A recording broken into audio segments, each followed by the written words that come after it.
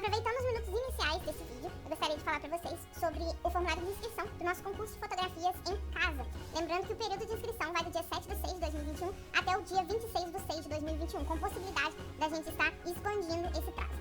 Então eu resolvi passar aqui com vocês com as principais perguntas desse formulário, né? Vocês têm que colocar um e-mail válido, vocês possam estar recebendo a confirmação da participação e até mesmo para que a gente possa pedir um endereço, caso você seja vencedor do concurso, o seu nome, né, que será divulgado, a série em que você se encontra e o responsável pela sala. Vocês do 9º ano têm como responsável eu, Gabriela, então eu vou ser responsável pela organização das fotos de vocês no Instagram PIB de Geografia UFV, então por isso que a gente está pedindo isso. Aqui a gente volta para essa questão de vocês estarem cientes com o fato de que essas fotos vão ser publicadas no Instagram PIB de Geografia UFV, então a gente pede também para que vocês autorizem a publicação, logicamente, né, porque vai ser postada numa rede social, então diversas pessoas vão ter acesso a essas fotos, vão poder ver, curtir e comentar. Bom, aqui a gente pede para que vocês insiram de 1 a 9 fotos que retratem a sua vida cotidiana, né? Então podem ser fotos das suas casas, fotos da sua família, fotos dos alimentos que vocês comem. Depois vocês podem colocar ali em fazer o upload. Eu vou fazer de novo porque eu acho que foi muito rápido. Então vocês podem vir aqui, ó, vou selecionar várias fotos. Só pra mim, tá bom? Aí vocês colocam em abrir e depois vai carregar aqui e fazer o upload. Aí você espera carregar, né? Creio que seja da mesma forma para qualquer dispositivo, inclusive celular. Aí vai ficar carregado aqui, tá bom? Se vocês quiserem ver, vocês abram aqui pra confirmar se vocês enviaram isso. Aqui é uma foto aleatória, tá? Não uma foto do meu cotidiano.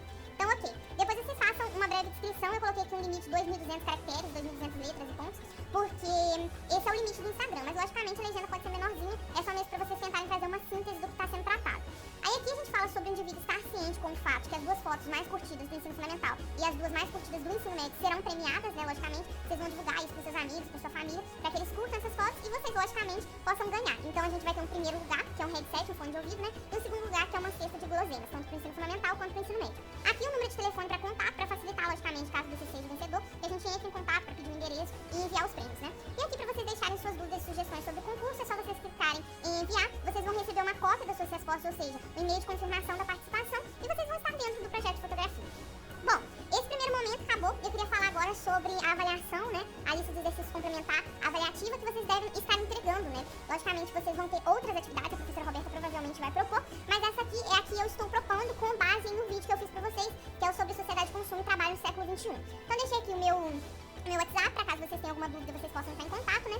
E segue o mesmo modelo das outras duas listas avaliativas. Vocês colocam o e-mail, o nome completo e aqui tem as questões. Primeiro, uma questão descritiva sobre o que é a sociedade de consumo, né? O contexto histórico em que a mesma desponta, em que a mesma aparece. A gente comenta isso no vídeo, então assistam o vídeo que foi divulgado no grupo da sala. A segunda, que é uma questão de marcar, logicamente, vai fazer uma afirmação aqui e pergunta-se para qual está relacionado, né? A terceira aqui, vocês também é uma descritiva, então vocês vão analisar a afirmação e a tirinha e vão responder. A segunda é para marcar a opção incorreta, na última vocês erraram muito isso, então atenção, é a questão errada, ok? Com base no vídeo também.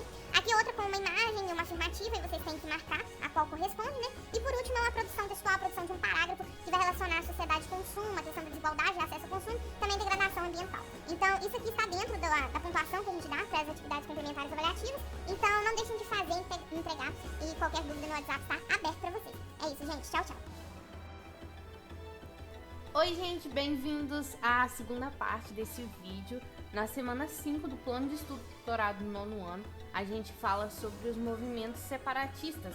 Então, nesse vídeo de hoje, a gente vai caracterizar e contextualizar historicamente os movimentos separatistas com o maior foco na Europa, África e Ásia, né? Para esse final de ano, a gente vai ter um aprofundamento nesses 3 continentes.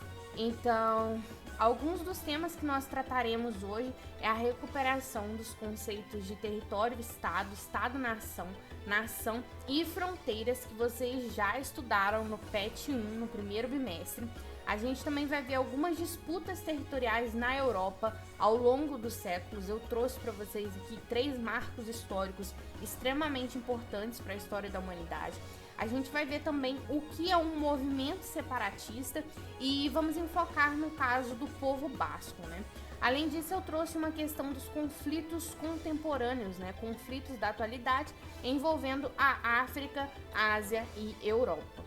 Então, aqui 2 imagens para vocês de passeatas realizadas, né? Movimentos, manifestações realizadas pelo povo basco em busca de autonomia. Então, para relembrar, nesse primeiro momento, né, eu trouxe aqui alguns dos conceitos mais importantes da geografia. Bom, a questão do território. vocês devem se lembrar que o território é um espaço apropriado e delimitado por relações de soberania e de poder. Então, é um domínio espacial reconhecido internacionalmente. É o caso, por exemplo, do território brasileiro. O território brasileiro é reconhecido por outros estados do mundo todo. Mas nem sempre esse território é delimitado por essas relações de, por exemplo, soberania, né? Algo que é reconhecido internacionalmente. Às vezes é, por exemplo, um território da própria cidade que é ocupado por diferentes pessoas em diferentes momentos do dia, entendeu? Por exemplo, ruas que são ocupadas por gangues rivais. E caso você basicamente entrar no território de uma gangue rival, você pode acabar levando a um conflito. Então, sempre quando vocês pensarem em território, pensem em relações de poder, porque ainda não existe um consenso geral sobre o que vem a ser esse conceito de território dentro da geografia, né? Mas a gente geralmente associa a essa questão de relações de poder. Na sequência, a gente fala sobre o Estado. O Estado, ele é uma unidade administrativa responsável pela organização, pela representação e também para atender os anseios da população que habita aquele território. A gente pode falar de algumas instituições públicas, né, um conjunto de instituições públicas que formam esse Estado. Por exemplo, o governo, as escolas, as prisões, os hospitais públicos, o exército, etc. Muita gente acaba confundindo o Estado com o governo, né? O Estado, ele é uma unidade administrativa permanente, ou pelo menos enquanto durar o capitalismo. O governo não. O governo é uma unidade administrativa passageira. A gente, por exemplo, tem mudanças de governo a cada 4 anos, né? Nós elegemos novos representantes a cada 4 anos. Então, fixem isso. Bom, partindo para um outro conceito estrutural, a questão da nação. Quando vocês pensarem em nação, pensem no sentimento de pertencimento, de união entre indivíduos, entre um mesmo povo. Então, a existência de uma nação não pressupõe um território delimitado, por exemplo. Às vezes existem povos com sentimentos de pertencimento, né, diversos dentro de um mesmo território, que é o que a gente vai aprofundar quando a gente vê a questão básica, a questão básica, né? Quando a gente fala de Estado-nação, a gente junta dois conceitos que a gente já estudou. O conceito de Estado, que é uma unidade administrativa, e o conceito de nação, que é um povo com sentimento de pertencimento, com uma cultura comum. Então, quando a gente falar de Estado-nação, a gente pensa em um território delimitado, né, por relações de poder, onde vive um povo com identidade comum e cujo governo é soberano, né? Então, você tem uma representação política forte, reconhecida internacionalmente. Então, agora para vocês um novo conceito, né, que é o conceito de fronteiras. A gente diz que fronteiras são delimitações territoriais e políticas que, através da proteção que garante aos seus estados, representam a autonomia e soberania desse perante os outros, né? Então, é realmente o que delimita o que somos nós e o que são os outros. E essas fronteiras, elas podem ser físicas e construídas por mãos humanas, como o caso de muros, né? Ou, ao mesmo tempo, elas podem ser fronteiras naturais, como, por exemplo, um rio, uma floresta que venha a separar dois estados distintos. Então, eu espero que tenha fixado realmente esses conceitos são muito importantes. Então, se vocês não tiverem entendido, por favor, voltem a me perguntar daqui pra frente. Então, adiante, a gente vai falar um pouquinho sobre as disputas territoriais europeias no decorrer da história. Então, a gente tem aqui um momento de recuperação histórica, né? A geografia e a história andam lado a lado. Eu acho importante a gente ter uma conversa. Só que eu não vou aprofundar muito, né? Eu trouxe aqui para vocês alguns mapas mentais para fazer um resumão do que ocorreu e de que forma isso se insere no contexto de disputas territoriais e de movimentos separatistas, que é o que a gente está estudando aqui. Então, primeiro, as grandes navegações, né? Que a gente pode tratar aqui no caso do século XV. Então, a gente tem um pioneirismo por parte dos portugueses e espanhóis, dois países europeus, que voltaram-se a essa melhoria das técnicas de navegação a fim de ter um maior acesso, né, expandir seu acesso em relação à obtenção de metais preciosos, além, é claro, de buscarem um novo caminho marítimo para as Índias, né? Afinal, o mar Mediterrâneo tinha sido tomado ali pelos turcos em 1453. Então, o comércio com a Ásia tinha sido prejudicado, né? Então, eles buscaram essa nova rota para terem acesso aos produtos produzidos por esse país. Além disso, a gente tem um momento de busca dessa expansão da fé cristã para novas terras. É importante lembrar que o catolicismo ele é muito forte na Europa nesse momento, né? Então, isso desemboca, logicamente, nas grandes navegações, nessa melhoria das técnicas de navegação, a fim de ter acesso a novas terras, né? Então, a gente pode pensar em algumas consequências dessas grandes navegações. É importante frisar essa questão do encontro de culturas repleto de violência, né? Por exemplo, no caso do Brasil, da ocupação do Brasil por parte dos portugueses, a gente vai ter a dizimação de grande parte das populações tradicionais, dos povos indígenas que viviam nessa região, né? Que tiveram todo o seu modo de vida, sua economia, sua política, sua cultura completamente modificados pela chegada desses portugueses. E isso ocorreu em outros locais da América Hispânica, por exemplo. A questão realmente de uma dominação. Então você tem um povo, né, que sai de um outro território, no caso a Europa, chega até aqui através das grandes navegações e a partir desse momento a gente tem uma disputa pelo espaço, uma disputa territorial. Os povos tradicionais que aqui viviam, logicamente, eles não estavam inertes, né? Tipo, eles tiveram uma reação em relação ao que estava acontecendo, tentaram guerrear. Mas, logicamente, a gente tem que pensar numa superioridade europeia em relação ao desenvolvimento de armas, de germes que os indivíduos nunca tinham tido contato. Então, realmente, você tem essa superioridade bélica que levou à dizimação de grande parte da população tradicional existente. Além disso, a gente pode falar também da dominação por parte dos portugueses, né, em relação ao continente africano, a pegada de inúmeras pessoas que viviam naquela região e passando, né, a utilizar esses corpos como mão de obra. Uma mão de obra não remunerada, né, uma mão de obra escrava mesmo, levando a inúmeras coisas que são vistas até hoje, questão do racismo e tudo mais, que tem esse passado histórico. Além disso, a gente tem a questão da difusão da sociedade europeia, essa questão da cultura que marca muito o que a gente vive até os dias atuais. A gente tem grandes marcas da cultura portuguesa na nossa vida, né? A própria língua portuguesa é um exemplo. Então, essas grandes navegações a gente finaliza aqui e a gente passa para a Primeira Guerra Mundial. Isso, a gente tem que começar falando sobre o Segundo Reich, né? O Segundo Império, governado por Guilherme II, né? Sendo que na época a Alemanha era uma das nações mais poderosas da época e assim como outras tinha pretensões expansionistas. Logicamente, essa ideia de expandir o seu território, a gente está falando de disputa territorial. Então a Primeira Guerra Mundial, ela vai ter como uma das seus, como eu posso dizer, uma das formas que deu seu estopim essa questão das pretensões expansionistas, né, do imperialismo. Logicamente, vocês devem saber que a Alemanha perdeu a Primeira Guerra Mundial, assim como perdeu a Segunda Guerra Mundial também. E ao perder, ela é obrigada a se submeter às sanções instituídas pelos seus inimigos, né? Sobretudo a França. A gente tem uma disputa histórica entre França e Alemanha, e isso vai ser prescrito no Tratado de Versalhes que eu trouxe aqui para vocês. Ó. No caso do Tratado de Versalhes, as colônias alemãs na África foram divididas entre ingleses, belgas e franceses. Então, com o fim da Primeira Guerra, você tem a anexação de territórios que antes pertenciam à Alemanha por parte de ingleses, belgas e franceses, né?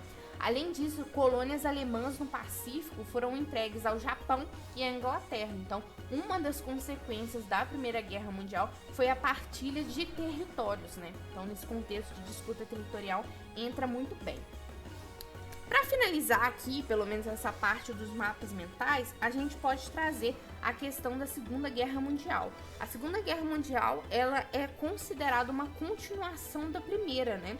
Os motivos eram similares, logicamente, essa questão do desejo imperialista da Alemanha, de expansão imperialista por parte da Alemanha, só que dessa vez, ao invés do Guilherme II, a gente tem o Hitler, né? Declarando o Terceiro Reich, que é o Terceiro Império. Então, a gente tem, tipo, muitas coisas ruins que ocorreram na Segunda Guerra Mundial que vocês devem saber. A questão da devastação e mortícia dessa guerra foram inigualáveis, né? Sem contar as atrocidades que foram cometidas fora da zona de combate, como o caso do Holocausto nazista, né? E os gulags soviéticos. No caso, o primeiro voltados aos judeus, homossexuais e tudo mais. E os gulags soviéticos, a mesma coisa, a perseguição aos opositores políticos, né? Já que tanto nazistas quanto comunistas desejam levar a cabo a construção de um império global. Então vocês vão ver novamente essa questão da expansão territorial, da disputa territorial, levando a inúmeras formas de violência e dizimação de povos. Então, se voltando aqui ao nosso mapa mental, a gente tem que a Segunda Guerra Mundial foi uma continuação da primeira. A gente tem esse desejo de expansão imperialista da Alemanha de Hitler. E, logicamente, vocês devem saber que houve realmente a perda da Segunda Guerra Mundial novamente por parte da Alemanha. E nisso, os países vencedores, né, os Estados Unidos, França, a gente vai ter também a China, Estados Unidos, França, China, União Soviética e Inglaterra. A gente vai ter a realização dessa Conferência de Potsdam, e na Conferência de Potsdam vai ficar estabelecido, né, que o território alemão, a própria Alemanha, seria dividida entre franceses, britânicos, norte-americanos e soviéticos. Vocês devem se lembrar da questão da construção do Muro de Berlim e a divisão daquele território em Alemanha Oriental, que vai pertencer à União Soviética, né, e a Alemanha Ocidental, que vai pertencer aos Estados Unidos. Então, esse foi um dos desdobramentos da Segunda Guerra Mundial. Mas trazendo mais algumas informações importantes, né, em relação aos estopins que levaram a essa Segunda Guerra Mundial, a gente pode falar do conflito entre China e Japão em 1937, que só finalizou em 1945, né, realmente coincidiu com a finalização da Segunda Guerra Mundial, e também a Guerra Civil Espanhola, né, de 1936 a 1939, quando a gente vai ter, sob a jurisdição ali do Francisco Franco, que é o general espanhol, ele comandou uma revolução nacionalista com viés fascista na Espanha, tendo recebido forte auxílio dos nazistas. O Francisco Franco, ele é muito importante e ele volta daqui a pouco para a gente discutir a questão basca. Então, finalizado esse levantamento histórico sobre alguns conflitos territoriais que ocorreram na Europa, a gente pode falar sobre os movimentos separatistas e a questão basca. Então, antes de entrar nos movimentos separatistas propriamente ditos, acho importante a gente definir o que são povos e o que é a autodeterminação dos povos. Então, o conceito de povos, ele é muito parecido com o conceito de nação. Vejam só, vontade de viverem juntos sob o mesmo governo e mesmas regras, né? Há uma consciência de pertencimento ao mesmo grupo, ou seja, características comuns. Então eu trouxe aqui para vocês nesse esquema que o conjunto, né, do idioma, da história, da cultura, da religião, da composição étnica, eles formam o que a gente conhece por povos. E essa autodeterminação dos povos é um conceito cunhado pela ONU, né, que diz que o direito que os povos têm de decidirem livremente sua situação política. Então, a partir da criação desse conceito de autodeterminação dos povos, vão surgir muitos movimentos buscando essa descolonização e também a questão do separatismo. Então, adiante, a gente pode falar que em 1961 também, um tempo depois do término da Segunda Guerra Mundial, vai ser instituído pela ONU o Comitê Especial de Descolonização. Eles buscavam, né, auxiliar os territórios denominados não autônomos e sob tutela daqueles regidos por outros países, né, a conquistar sua independência. Então, é basicamente aqueles países que tinham sido colônias, né? Logicamente, descolonização é deixar de ser colônia. Então, países que por muito tempo foram dominados, por exemplo, pelas nações europeias e até mesmo o Japão e os Estados Unidos, deixarem essa condição de colônia e se tornarem países independentes. Então, atualmente, né, existem 17 nomes nas listas de territórios não autônomos da ONU, sendo que a questão mais grave ocorre no Saara Ocidental, que reivindica a independência do Marrocos, então uma região africana ainda dominada por algum país europeu. Bom, uma outra questão importante é essa questão de que os países membros da ONU comprometem-se a respeitar a autodeterminação dos povos, desde que isso não diga respeito a um separatismo dentro de seu território. Então, como acontece? É assim, se você tem uma colônia, na verdade você tem um país que é colônia de uma outra nação e esse país ele quer se tornar independente, a ONU acata não é essa sugestão, a ONU acata esse direito, né? O país ele quer se separar, então a ONU vai intervir por ele. Só que isso não pode ocorrer dentro de um mesmo território. Como assim? Bom, vamos pegar o exemplo do Brasil. O Brasil ele é composto por diversos estados e vamos supor que um desses estados, no caso Minas Gerais, queira se tornar um país independente. Isso não é aceito, né? Não pode haver um separatismo dentro de um mesmo território. E vocês vão perceber que isso esbarra na questão basca, né? Porque o País Basco, ele faz parte da Espanha e tem uma parte na França. Então, é um território que está dentro da Espanha. Então, não pode haver essa separação. Então, adiante, né? A gente pode conceber que uma mesma nação pode agrupar grupos étnicos, culturais ou religiosos que não partilham dessa mesma sensação de pertencimento. Ou seja, pessoas que têm ideais diferentes, ideais opostos, né? Em geral, os grupos alheios à nação sofrem casos de discriminação ou, em outros casos, formam um movimento de independência, como é o caso, por exemplo, do País Basco e da Catalunha, né? Aqui a gente tem uma imagem que mostra passeatas em prol dessa independência. Então, a gente pode falar que na região ibérica, né, na região da Espanha, a questão do povo basco exemplifica esse tipo de inadequação de um povo frente a um determinado estado nacional, ou seja, eles não se sentem parte daquele estado. Os bascos, encravados na fronteira entre Espanha e França, então acho que aqui vai dar para ver muito bem como isso funciona, né? Aqui a gente tem o território basco, né? E aqui, parte dele se encontra dentro da Espanha e outra parte dele se encontra dentro da França, tá vendo? Então, ele está dentro desses dois territórios. Eles se encontram, né, nessa fronteira entre Espanha e França, correspondendo a um povo dotado de uma cultura e línguas próprias. Então, eles não se sentem parte daquilo, né? Acho que aqui vai dar para ver melhor. Aqui tem a Espanha, né? Aqui a gente tem a França e a gente percebe aonde se encontra o País Basco, né? Entre os dois aqui. Então, na sequência, a gente pode falar que, estabelecendo um movimento nacionalista desde o século XIX, os bascos começaram a organizar um movimento de emancipação durante a ditadura militar do general espanhol Francisco Franco, que é esse que está aqui na imagem que eu disse para vocês que era importante lá quando a gente discutiu a Segunda Guerra Mundial.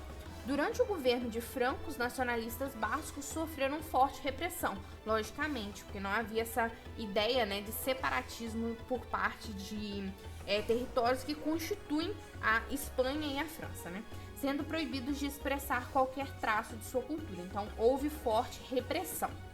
Aí, a gente pode falar que, mediante tamanha repressão, surgiu em 1959 um movimento em prol da libertação do povo basco, chamado Euskadi da Askatasuna. Eu espero ter falado certo, provavelmente não falei, mas é basicamente assim que se lê. Que significa pátria basca e liberdade, né? Mais conhecido como ETA.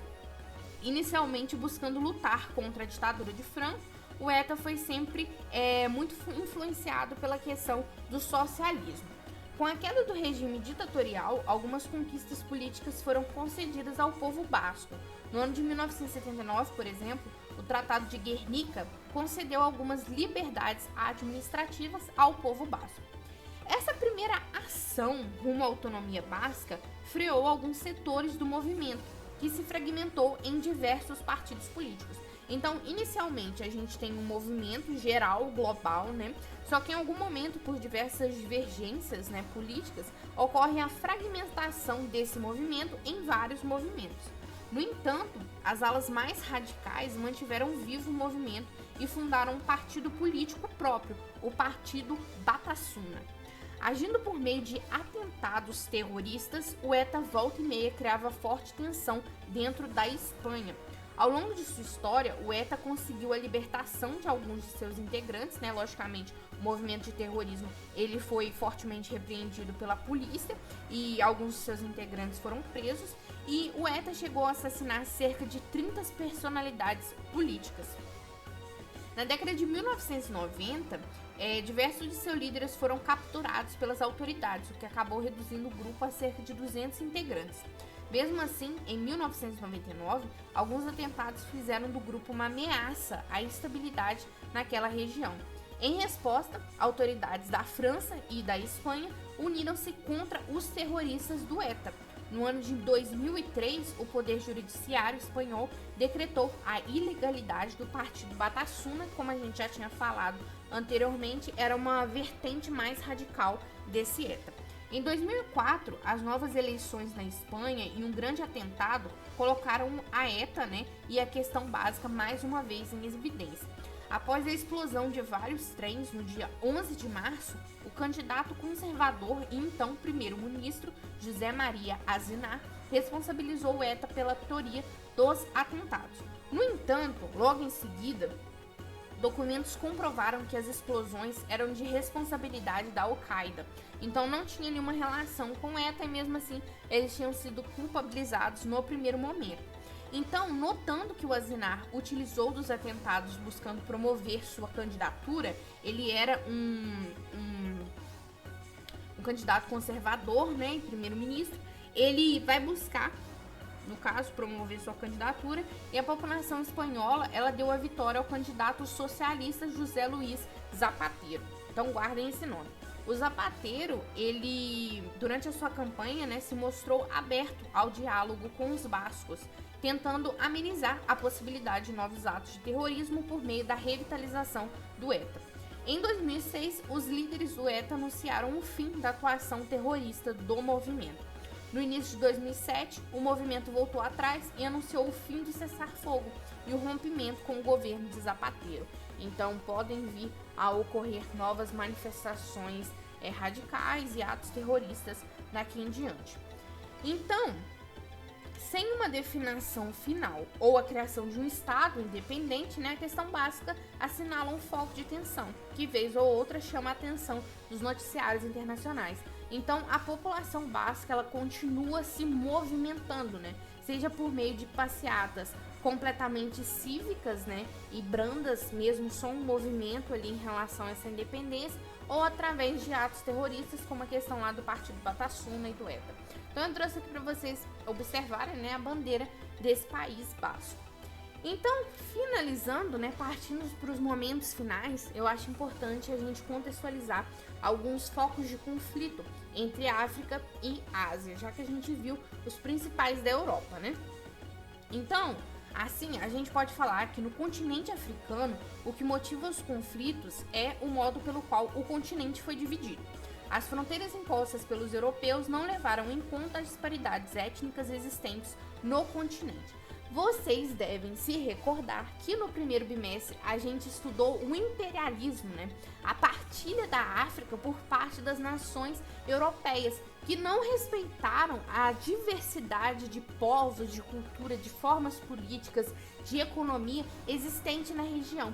Então eu trouxe aqui para vocês basicamente um mapa do continente africano que vai dar para visualizar isso muito bem. A gente tem em cores aqui os diferentes grupos étnicos que ocupam diferentes regiões. Então, cada nova cor é um grupo étnico diferente, ok?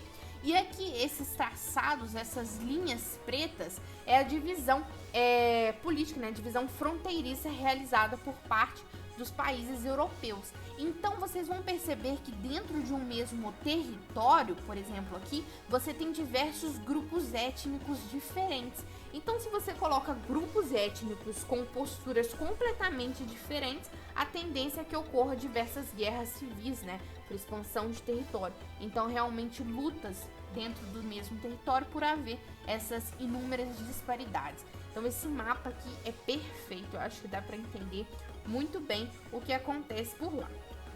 Então, na sequência, a gente pode falar que na Ásia o principal ponto de conflito está localizado no Oriente Médio, mais precisamente no confronto entre árabes e israelenses, né? Entre árabes e israelenses, a questão da Palestina que estava em voga até um tempo atrás, né? Até um tempo atrás, nas últimas 2 semanas, vocês provavelmente devem ter ouvido falar algumas coisas sobre os dois.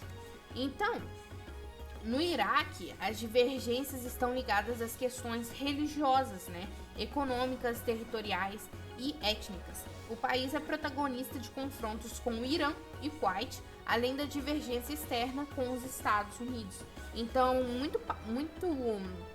é muito evidente essa questão do conflito por divergências religiosas dentro de um mesmo território, né? A gente tem a questão do fundamentalismo religioso, que a gente já estudou também, e no caso, o modo como eles dirigem o país, né? Então, é emblemática essa questão de conflitos entre países do Oriente Médio e os Estados Unidos, né? Eu trouxe aqui para vocês a localização espacial do EUA Iraque, né? Para vocês perceberem a distância que existe entre esses dois países e ao mesmo tempo essa aproximação por conta dos inúmeros conflitos. Para finalizar, né, existe também a questão da China e do Tibete. Conflito que teve início quando a China se tornou socialista, no ano de 1949. E quando, no ano seguinte, esse país integrou ao seu território o Tibete. Então você tem uma expansão territorial, uma anexação de território levando a conflitos, né? Lembrando que a gente está estudando essa questão de disputa territorial, anexação de territórios e os conflitos que se seguem. Então, o Tibete ele possui uma restrita autonomia nos dias atuais. Na busca por uma independência total, os monges budistas, sempre liderados pelo líder espiritual Dalai Lama, se rebelaram contra os chineses. No entanto, essa iniciativa foi reprimida, né, pelo exército chinês. Você percebe que esses movimentos de separação, eles ainda não são muito bem reconhecidos, né? Então, eu trouxe aqui para vocês na legenda uma informação. A perseguição ao budismo tibetano e à cultura tibetana começou em 10 de julho de 1950, quando tropas da recém-formada China comunista ocuparam partes da região e derrotaram as forças militares locais. Então você tem toda uma repressão de ordem política, uma repressão de ordem econômica e uma repressão de ordem cultural também, essa questão da perseguição religiosa, né? Religiosa, desculpa, gente. Então aqui as referências bibliográficas utilizadas eu sempre deixo na descrição do vídeo, então não deixem de conferir depois. E é isso, gente. Eu espero que vocês tenham gostado do vídeo de hoje. Eu acho que ficou curtinho em relação ao vídeo anterior. Então, se vocês tiverem qualquer dúvida, por favor, não me deixe de mandar mensagem no WhatsApp. Eu gosto muito quando vocês conversam comigo. Eu acho muito importante essa troca. Eu espero mesmo que vocês tenham gostado. Foi muito legal fazer esse vídeo, procurar o material. Então, leiam. Eu vou disponibilizar esse slide depois. Leiam também as referências bibliográficas utilizadas, que é muito importante. E me digam se vocês gostaram dessa estrutura, se o slide ficou bonitinho. Dê um biscoito, né, para a professora auxiliadora de vocês, a professora auxiliar. Então, é isso. Não deixem de fazer a lista de exercícios que eu disponibilizei no grupo da sala. Lembrando que vale ponto, como eu disse no início do vídeo. Não deixem de se inscrever também no concurso de fotografia. E até o próximo mês eu continuo atendendo vocês pelo WhatsApp.